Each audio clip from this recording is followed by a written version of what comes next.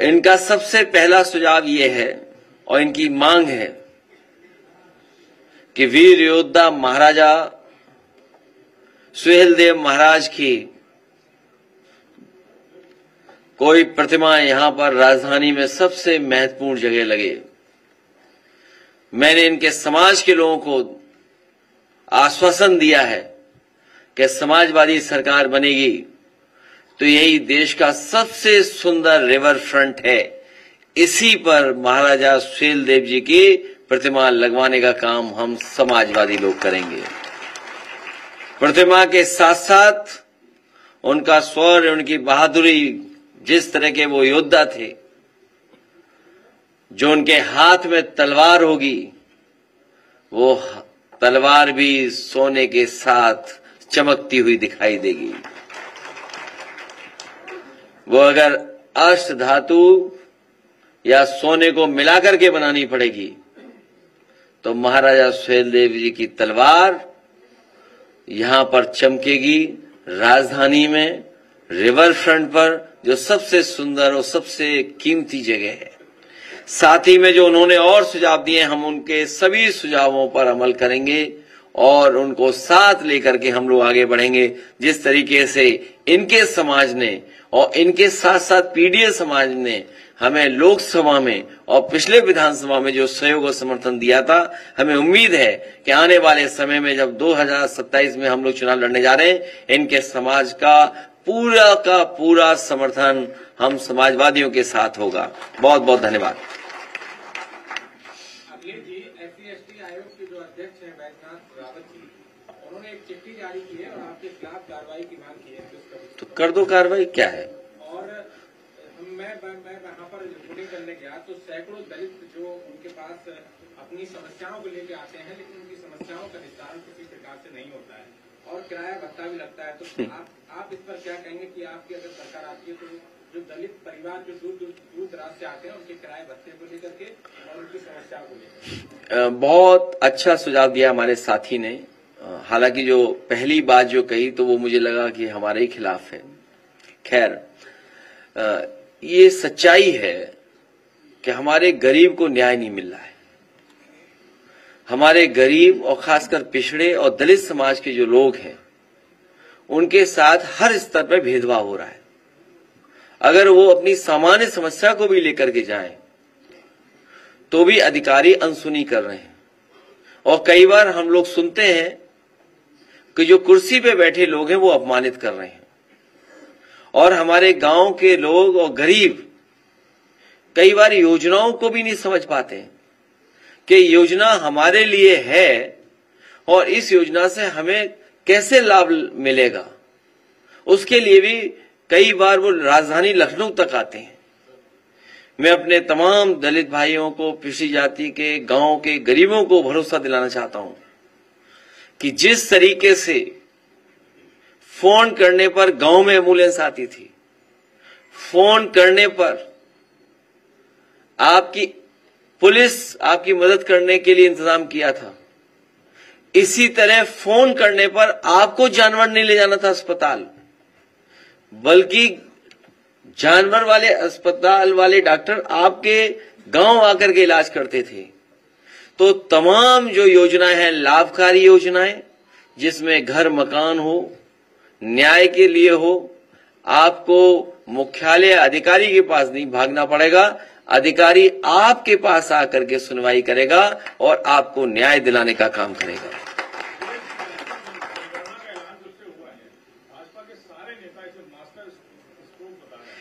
अभी मैं कुछ सेकंड का मास्टर वीडियो आपको दिखाता हूं। कहेंगे मास्टर वीडियो दिखाइए, चमत्कारी वीडियो दिखाइए। अभी रुक जाओ, अभी तब मत भागो, रुक जाओ। पहले मोदी जी के नेतृत्व में लाइट बंद करो तब दिखाओ। वेलफेयर की स्कीम सबका साथ और सबके विकास की भावना के साथ आगे बढ़ रही है।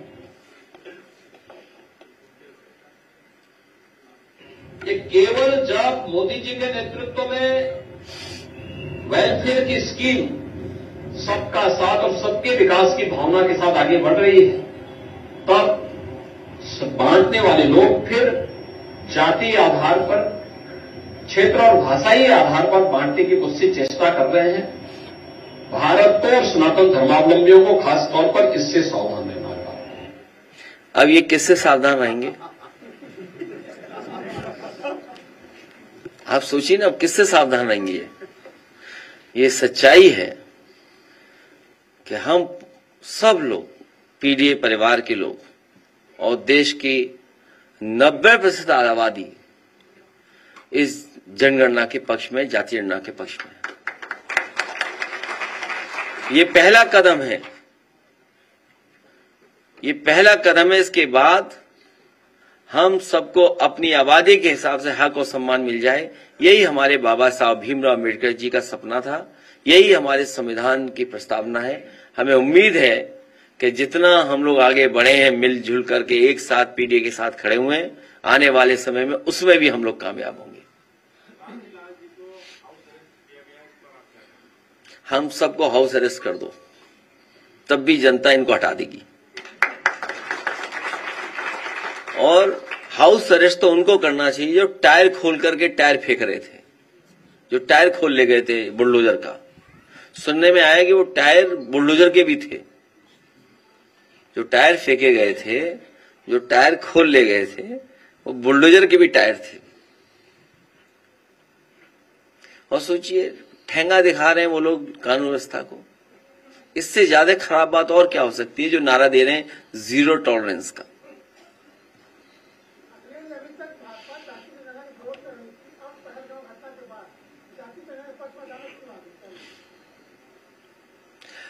कल भी मैंने कहा, फिर मैं कहता हूं, इंटरनल सिक्योरिटी, बॉर्डर सिक्योरिटी बड़ा इशू है, वो रहेगा।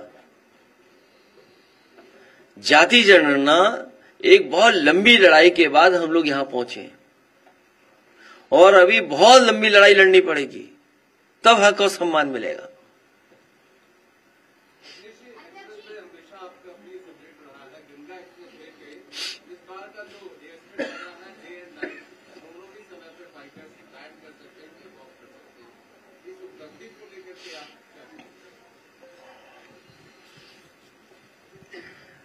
रात और दिन क्या फर्क है इसमें? जो रात में होना है लाइट लगा दो, वो होगा। और आजकल ये कौन बड़ी नई टेक्नोलॉजी है? आप लाइट लगा दीजिए, रात में उतर जाएगा। यहां तो दिन में नहीं उतर रहे हैं 11 बजे के बाद हवाई जहाज बंद, फिर नहीं उतरते। तो ये कोई नई टेक्नोलॉजी नहीं है। ये समाजवादियों ने जो विजन दिया था, मुझे खुशी है इस बात की कि समाजवादियों के विजन पे ही आगे ये सरकार और ये पार्टी बढ़ रही है। हमें समाजवादियों की इस बात के लिए गर्व है कि सबसे पहले डिफेंस के लिए और एयरफोर्स के लिए वो इंफ्रास्ट्रक्चर क्रिएट किया। इमरजेंसी के समय पर अगर आपके हाईवे को इस्तेमाल करना चाहेंगे तो हाईवे इस्तेमाल हो जाएगा, और हाईवे में ट्रैफिक भी चलता रहे, वो व्यवस्था की थी। और उसी को अपना करके अब आगे बढ़ा रहे हैं। लेकिन ये जो सड़क बनाने के मॉडल हैं, हाइब्रिड मॉडल, जो लोग हाईवे, एक्सप्रेसवे बना रहे हैं, जिस मॉडल से बना रहे हैं, हम लोग भी उसी मॉडल से बनाएंगे। ओम प्रकाश राजभर जी ने कहा है कि ब्राह्मण के लड़के को 100 रुपया दो तो मिठाई खरीदेगा, लेकिन राजभर का लड़का नकली कट्टा खरीदेगा। भाई उनको मत बताना कि तुमने ये सवाल पूछा, नहीं तुम्हें एक भजन सुना देंगे या कोई श्लोक सुना देंगे आपको। एक सवाल और उन्होंने कहा, एक जवाब और उन्होंने दिया है कि हमें बंदूक थमा दो, हम पाकिस्तान में घुसकर मारेंगे। तो ऐसा पीछे क्यों बैठे हो? आगे जाओ, जाना चाहिए। ऐसे लोग जो बहादुर लोग हैं, इनको सबसे पहले आगे भेजना चाहिए, और उसके बाद महेंद्र राजभर अपना सब संभाल लेंगे।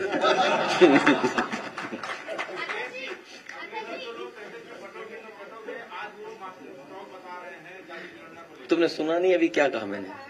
फिर दिखाओ इनको जरा 20 सेकंड का, फिर दिखाओ। समझ ही नहीं पा रहे तुम। नेहा सिंह राठौर की लगातार मुश्किलें बढ़ती जा रही है। अब अयोध्या में भी मुकदमा दर्ज हो गया और लखनऊ यूनिवर्सिटी के प्रोफेसर है माजी फोगाटी, उन्होंने बयान दिया था पहलगाम हमले को लेकर, तो उन पर भी कई सारे FIR दर्ज किए गए। तो आप क्या कहेंगे? मैंने बहुत लंबा लिखा था इस पर और इसलिए कहा था कि ये जो हमारे ट्रेडिशनल बड़े बड़े चैनल हैं इनके दर्शक कम हो रहे हैं। ये जो बड़े बड़े चैनल हैं, कारण कुछ भी हो सकता है। और इधर हम लोग देख रहे हैं कि यूट्यूबर्स बहुत लोकप्रिय हो रहे हैं, बहुत लोकप्रिय हो रहे हैं, उनके फॉलोअर्स व्यूअर्स बढ़ रहे हैं। इसीलिए सरकार दबाव बना रही है। उनके घटते दर्शक और उनके समर्थक भी अब वो चैनल नहीं देख रहे हैं। वो समर्थक जो हैं वो दूसरे चैनल देख रहे हैं क्योंकि वो सच्ची खबरें हैं। और लोकतंत्र, डेमोक्रेसी और बाबा साहब भीमराव अम्बेडकर का संविधान हमें अधिकार देता है कि हम सवाल पूछें। अगर हम सवाल पूछते हैं तो सरकार घबरा क्यों रही है? फिर लेकर आइए इनका जवाब है। इसमें आखिरी में जवाब दिया उन्होंने। ये केवल जब मोदी जी के नेतृत्व में वेलफेयर की स्कीम सबका साथ और सबके विकास की भावना के साथ आगे बढ़ रही है, तब बांटने वाले लोग फिर जातीय आधार पर, क्षेत्र और भाषाई आधार पर बांटने की कोशिश चेष्टा कर रहे हैं। भारत को और सनातन धर्मावलंबियों को खास तौर पर इससे सावधान रहना होगा।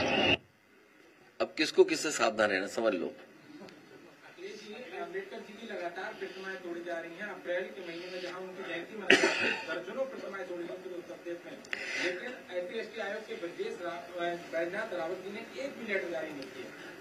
क्योंकि वही हो सकता है और सरकार मिलकर के तोड़वा रही हो। सरकार मिलकर के तोड़वा रही है। आयोग की जिम्मेदारी है ऐसे लोगों पर कार्रवाई करें, ऐसे लोगों की सूचना पुलिस को दें जिससे ऐसे लोगों के खिलाफ कार्रवाई हो सके। लेकिन जब सरकार के इशारे पे ही सब काम होगा और सरकार के लोग ही अपमानित करेंगे तो कार्रवाई किस पे होगी?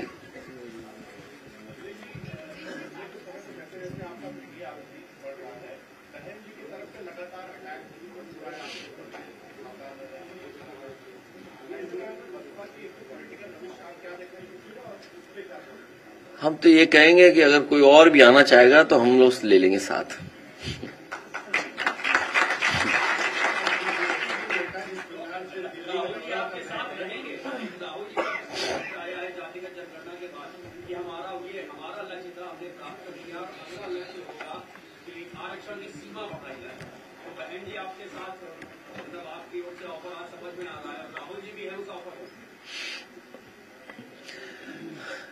न पहले हम उलझे थे, न अभी कोई फंसा सकता हम लोगों को। इंडिया गठबंधन आगे बढ़ेगा।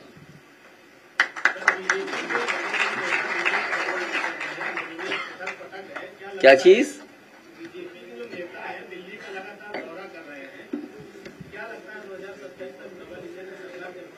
नहीं, तुम गलत सवाल पूछ रहे हो। तुम्हें ये सवाल पूछना चाहिए कि उत्तर प्रदेश में भी क्या हम लोग एक जिला कोई नागपुर बना दें?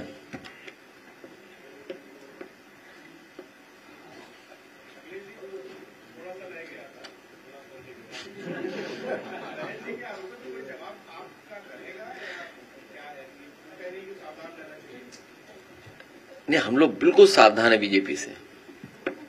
हम लोग बहुत सावधान है बीजेपी से। उनकी राय ठीक है, हमें सावधान रहना चाहिए बीजेपी से।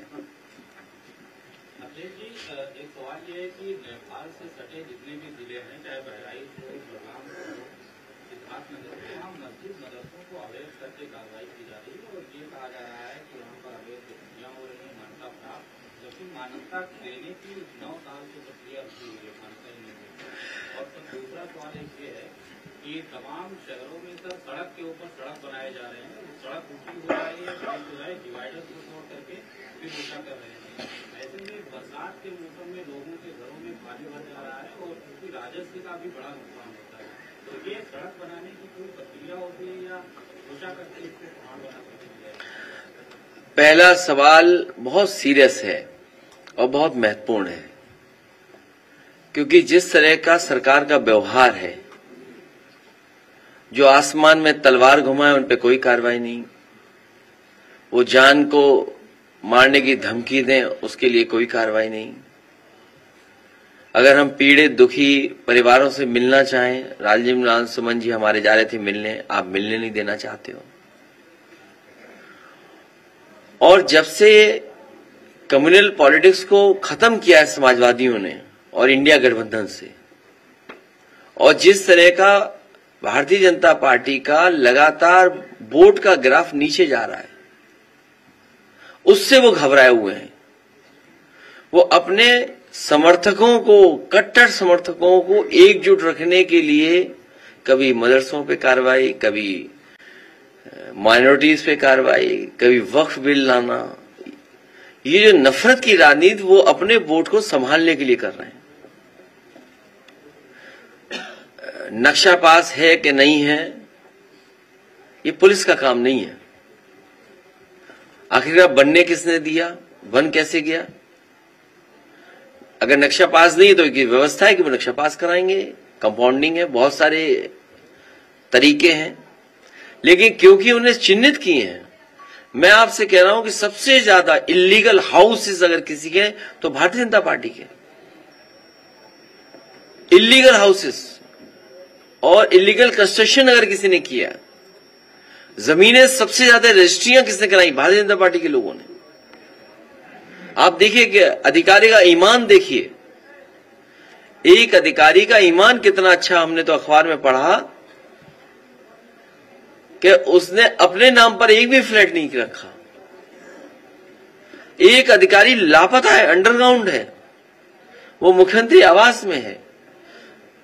तो ये जो कम्युनल पॉलिटिक्स खत्म हुई है, समाजवादियों ने और पीडीए ने कम्युनल पॉलिटिक्स खत्म की, इसलिए ये जानबूझ करके अन्याय कर रहे हैं। दूसरा सवाल जो आपने कहा कि सड़क के ऊपर सड़क, ये भ्रष्टाचार का रास्ता है। ये जो अर्बन प्लानिंग है, ये भारतीय जनता पार्टी के लोग जानबूझ करके पैसा कमाने के लिए बस सड़क के ऊपर सड़क बना दे रहे हैं। पानी कहां जाएगा पता नहीं, लेकिन हमें ये पता है कि अभी एक पत्रकार वार्ता में एक बड़े चैनल के उसमें मैं गया था, मैंने उनसे रिक्वेस्ट की है कि एक फ्लोटिंग शिखर सम्मेलन करिए। गोरखपुर से अच्छी जगह कोई नहीं हो सकती।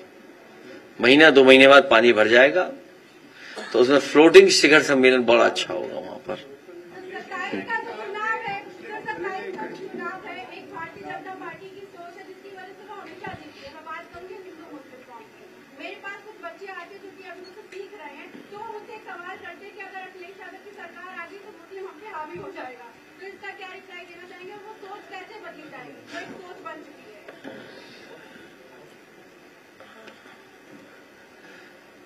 वो हावी हैं जो ऐंठ के बोल रहे हैं, वो सब पे हावी हैं। इसका कोई जवाब नहीं। ये भारतीय जनता पार्टी का प्रोपेगेंडा है, प्रोपेगेंडा चलता है भारतीय जनता पार्टी का।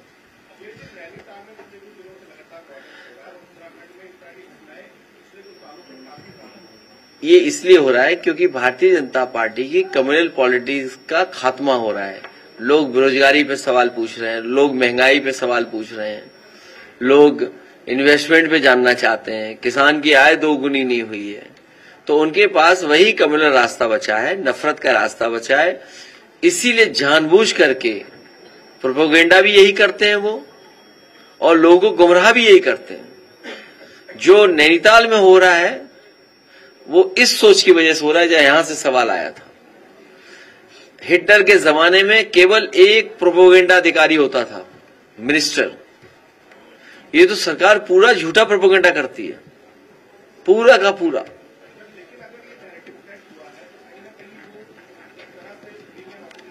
इस बार पीडीए इनको हवा में उड़ा देगा। अभी तो ये तो बलिया से निकल आए हैं। एक मिनट, ये तो बलिया से भी आए हैं। बलिया भी क्षेत्र पड़ता है इनका। कितनी कॉन्स्टिट्यूंसी पड़ी? 2-3 कॉन्स्टिट्यूंसी इनकी बलिया में पड़ती हैं। आप लोगों ने बड़ा बढ़ चढ़कर लिखा था कि बलिया में तेल निकला है।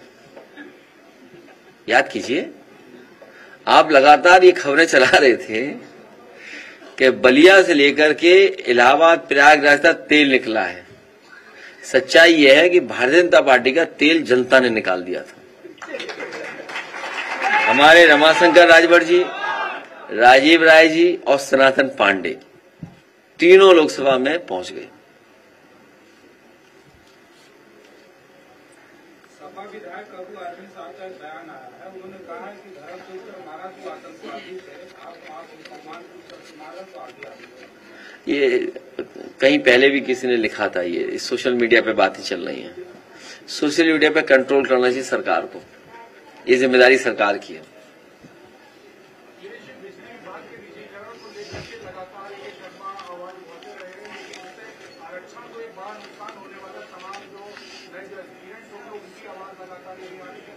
जैसे बिजली चली जाती है 27 में सरकार चली जाएगी।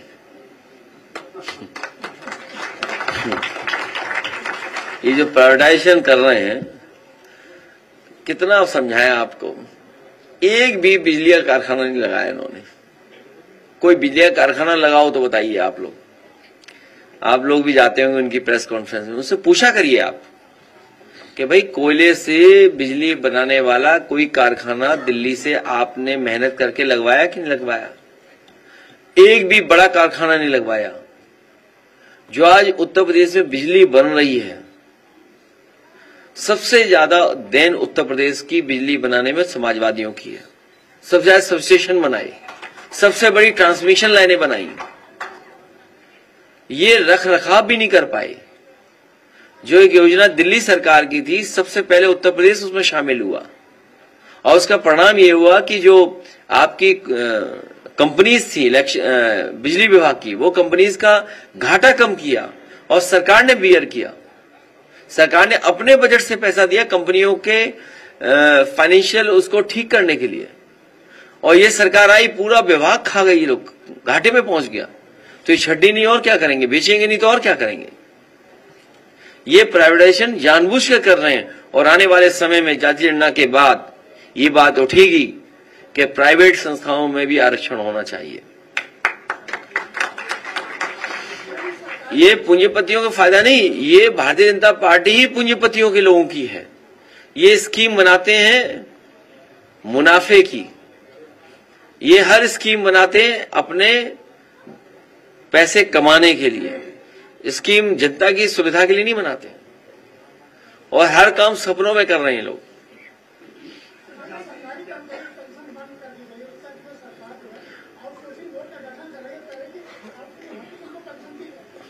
समाजवादी सरकार बनेगी तो ओल्ड पेंशन स्कीम को लागू किया जाएगा, आउटसोर्स को स्टेप बाय स्टेप खत्म किया जाएगा, परमानेंट सरकारी नौकरी दी जाएगी और अग्निवीर व्यवस्था खत्म हो, उस दिशा में भी काम करेंगे।